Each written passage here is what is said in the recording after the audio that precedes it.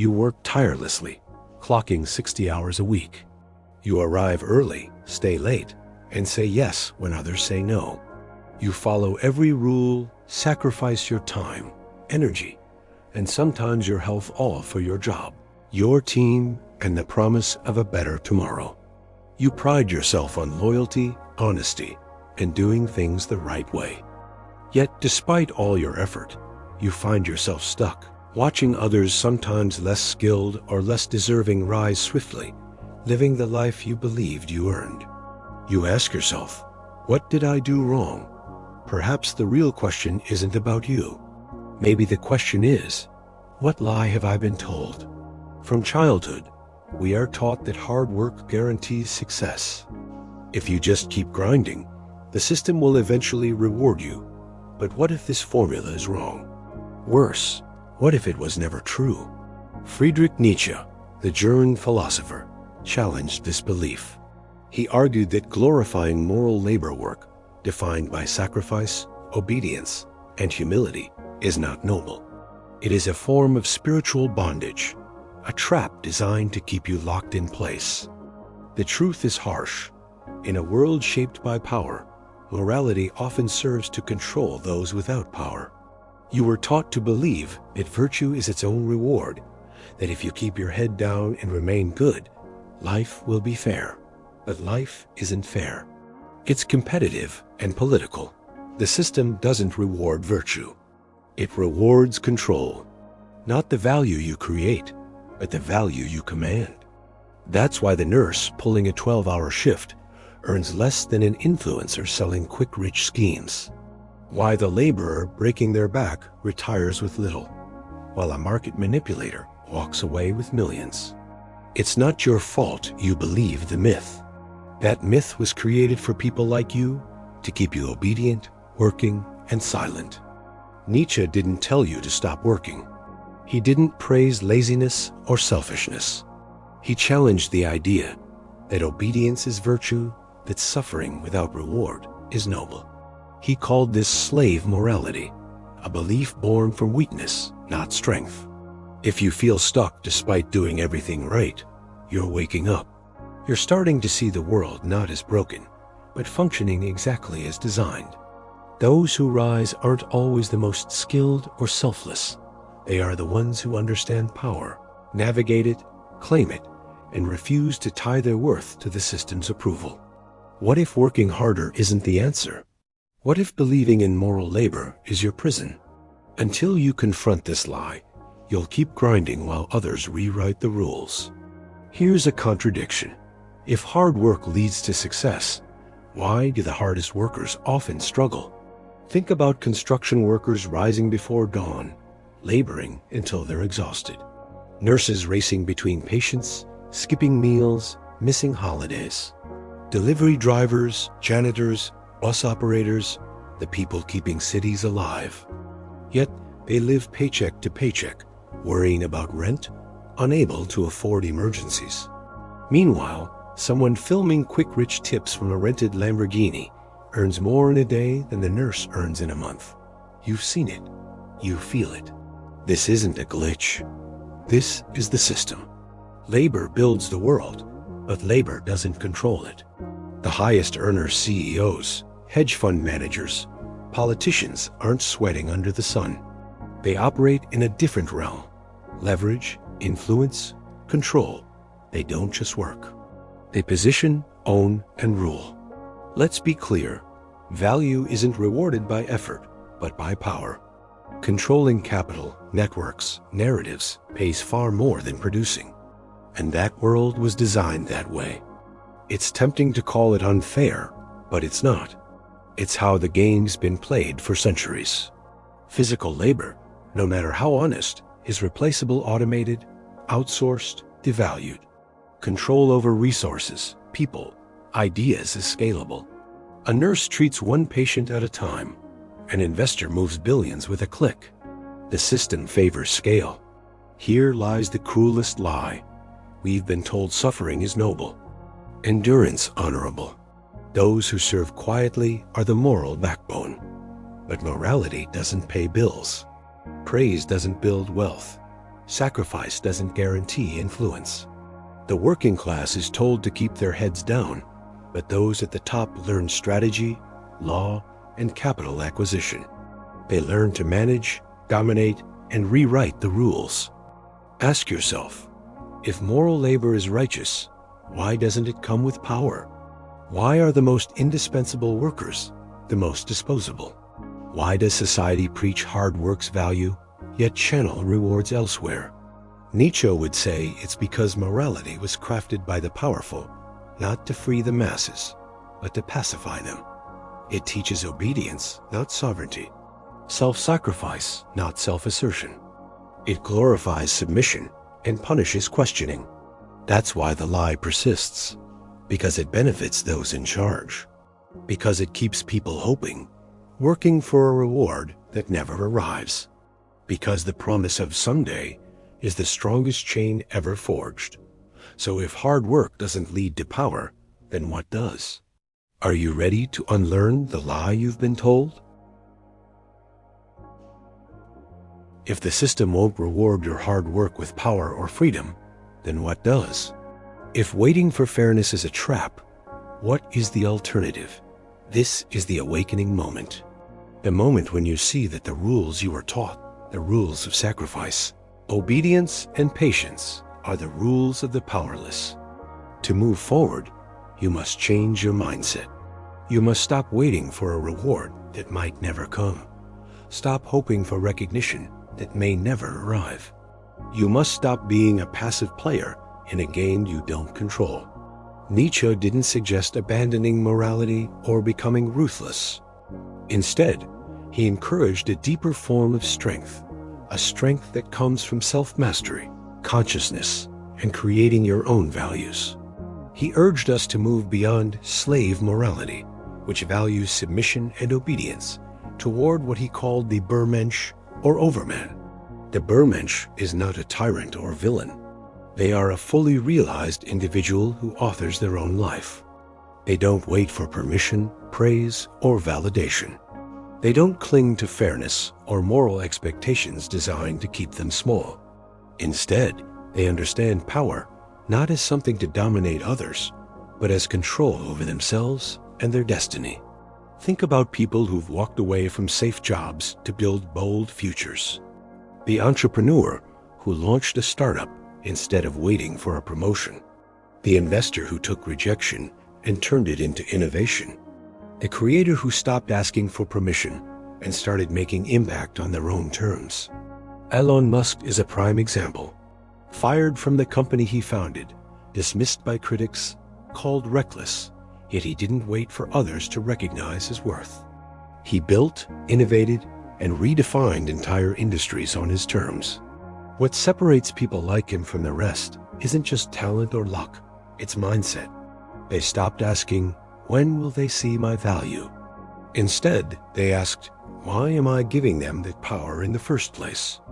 That shift from waiting to creating, from submission to ownership, is the core of Nietzsche's philosophy. It's the path out of the cage of moral labor. But this awakening isn't easy. It demands letting go of comfort, the comfort of being seen as good or loyal. It means being willing to disappoint those who rely on your silence. It means standing alone for a time while you build your foundation. This takes courage. Not the arrogance of power-hungry control, but the quiet bravery of self-authorship. True strength isn't about domination. It's about conscious authorship. It is about living a life aligned with your deepest values, not the ones handed to you by a system designed to keep you docile. This doesn't mean becoming selfish or abandoning morality. It means redefining what strength and morality look like. It means reclaiming your power while staying true to your principles. So, what happens when you stop waiting for the world to change and start changing your place in it? You become the creator of your own story, not one written by society or systems, but by you. This is the beginning of sovereignty, the power to shape your own destiny. It's a mindset that blends principle with power, empathy with edge. It's the realization that power isn't evil, it's necessary. Not power over others, but power over yourself. Power over your time, your energy, your decisions. This kind of power doesn't come from obedience. It comes from ownership. It's the difference between surviving and leading, between being a cog in someone else's machine and being the architect of your own future. If you've grown up believing hard work alone is enough, it's time to wake up. Not because hard work is worthless, but because it's only one piece of the puzzle. Without strategy, without ownership, without understanding power, hard work keeps you stuck. The real path forward is to study the system, understand how it works, and when the rules no longer serve you, write new ones. Are you ready to step off the beaten path? To stop being a pawn and become a player? To take ownership of your worth and your future? If yes, then you're on the right track. Because the future doesn't belong to the obedient.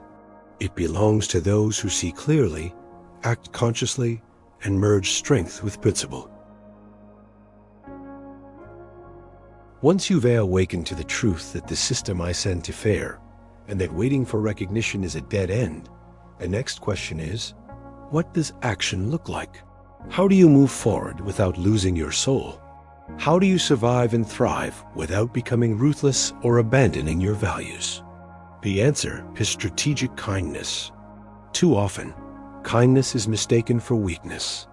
People believe that being good means being passive, always saying yes, avoiding conflict, and putting others first. But Nietzsche taught us that morality without consciousness is simply obedience disguised. The goal is not to become cold or manipulative. It is to become conscious. Strategic kindness means understanding when to help and when to walk away. It means reading people, seeing through appearances, and recognizing when trust is earned and when it is misplaced. It's knowing when to speak and when silence is stronger. It's the art of choosing your battles wisely. This kind of kindness is strength, not sacrifice. It's kindness with a purpose. You don't say yes to everyone just to be liked. You say yes when it aligns with your goals, your truth, your strength. This means setting boundaries. It means learning to say no firmly and without guilt. Because not every job deserves your loyalty. Not every leader deserves your trust. Not every opportunity deserves your time. Walking away is not failure. Sometimes it's the beginning of freedom. Think about it. Every moment you spend in a situation that no longer serves you is energy drained, potential wasted. It's the difference between fueling someone else's machine and powering your own mission. Power is not about taking from others.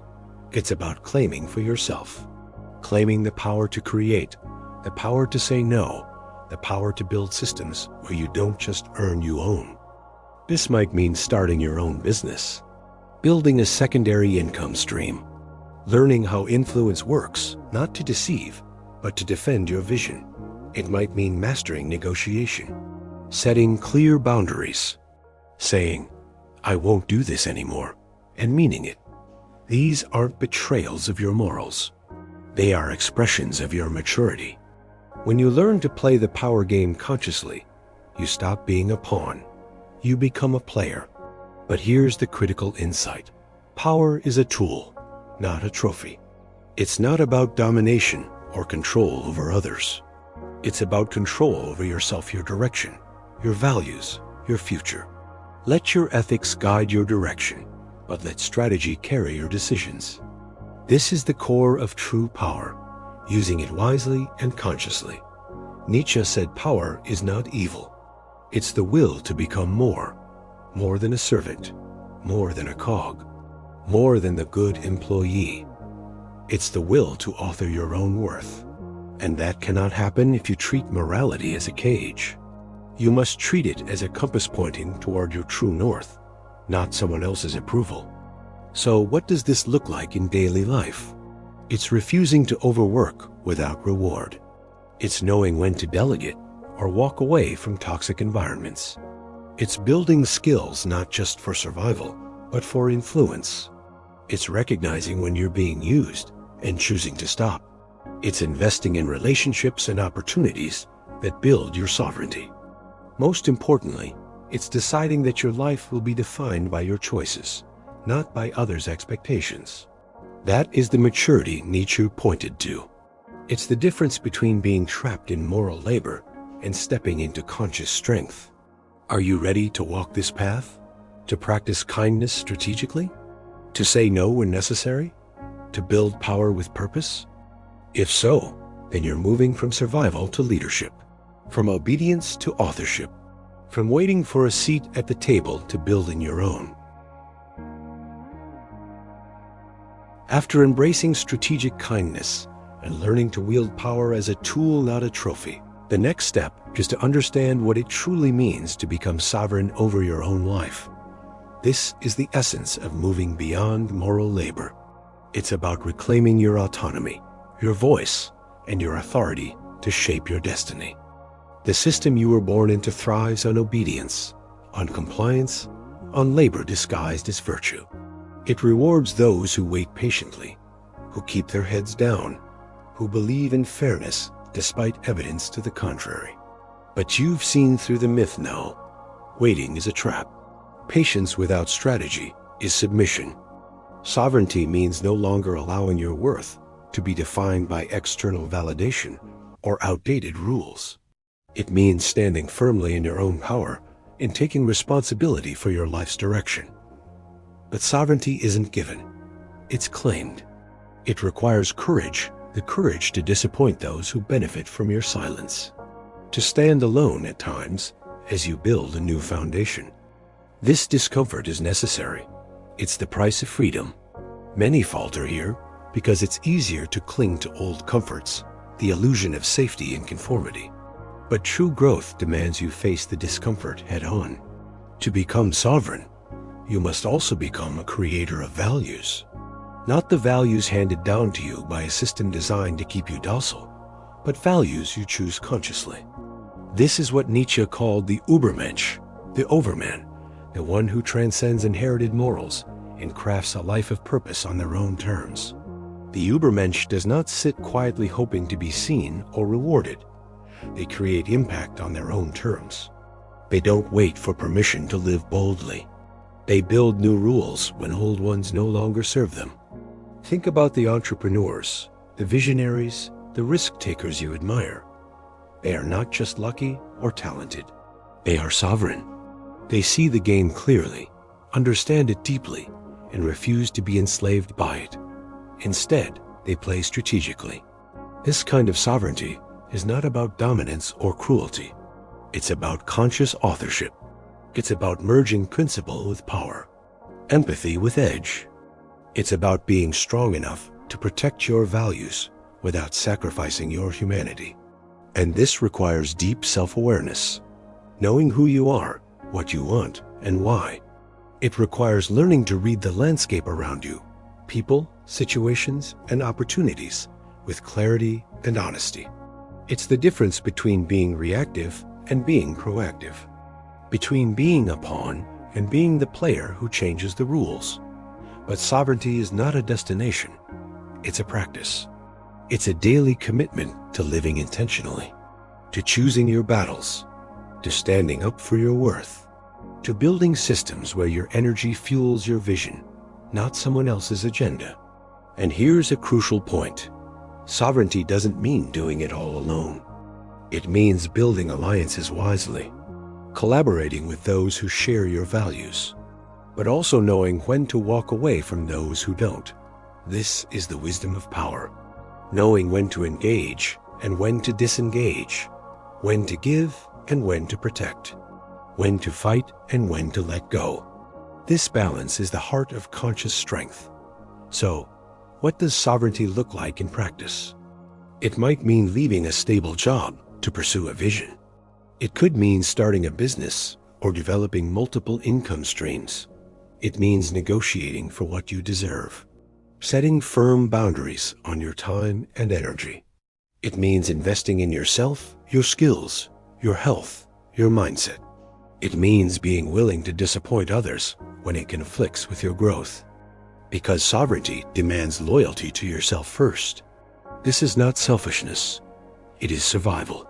The survival of your potential, your dreams, your true self. Are you ready to take this leap?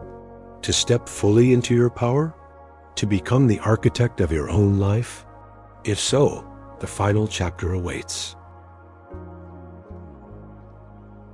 Now that you've begun to understand the meaning of sovereignty and conscious strength, the question becomes, what does action look like after this awakening? After you've seen through the illusion of moral labor, stopped waiting for fairness, and decided not to abandon morality, but to reclaim your power, what's the next step? It starts with the realization that kindness is not weakness. Strategic kindness is a form of strength. Many confuse being good with being passive, equating saying yes, avoiding conflict, and putting others first with virtue. But Nietzsche would argue that morality, without consciousness, is merely obedience disguised.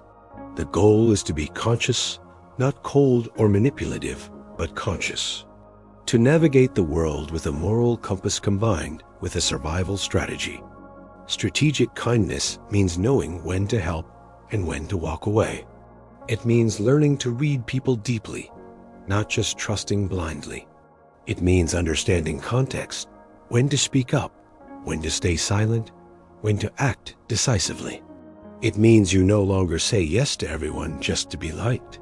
You say yes when it aligns with your goals, your truth, your strength. Because here's a hard truth. Not every job deserves your loyalty. Not every leader deserves your trust. Not every opportunity deserves your time. You must become the kind of person who recognizes when to walk away. When a situation no longer serves your growth or well-being, having the strength to leave is not failure. Sometimes it is the beginning of freedom. This is where power truly comes into play, not as something to take from others, but something you claim for yourself. Power to create, power to say no, power to build systems where you are not just earning but owning, where your energy fuels a mission that reflects your deepest values. This could mean starting your own business or building a secondary income stream. It could mean learning how influence works, not to deceive, but to defend your vision. It might mean mastering negotiation, setting boundaries firmly, and meaning it when you say, I won't do this anymore. These actions are not betrayals of your morals. They are expressions of your maturity. Because if you don't learn to play the power game, you will always remain a pawn within it.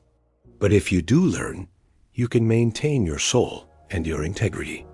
The key is to wield power as a tool, not as a trophy. Let your ethics guide your direction, but let strategy carry your decisions. Nietzsche's insight was simple. Power is not evil. It is the will to become more than a servant, more than a cog in a machine, more than a good employee.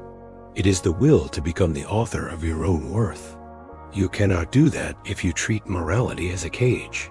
Instead, treat it as a compass pointing north, not toward someone else's approval, but toward your own true path. So, don't throw away your principles. Don't become another cynical player chasing status for status's sake. But do learn how the game is played. Understand leverage. Recognize when you are being used and when you are being seen. The future doesn't belong to the obedient. It belongs to the clear, the conscious, those who merge principle with power, empathy with edge. It belongs to those who refuse to wait for the world to change and instead learn how to change the terms of their own existence. If you grew up believing that hard work alone is enough, that loyalty and sacrifice will bring you rewards, it's time to wake up.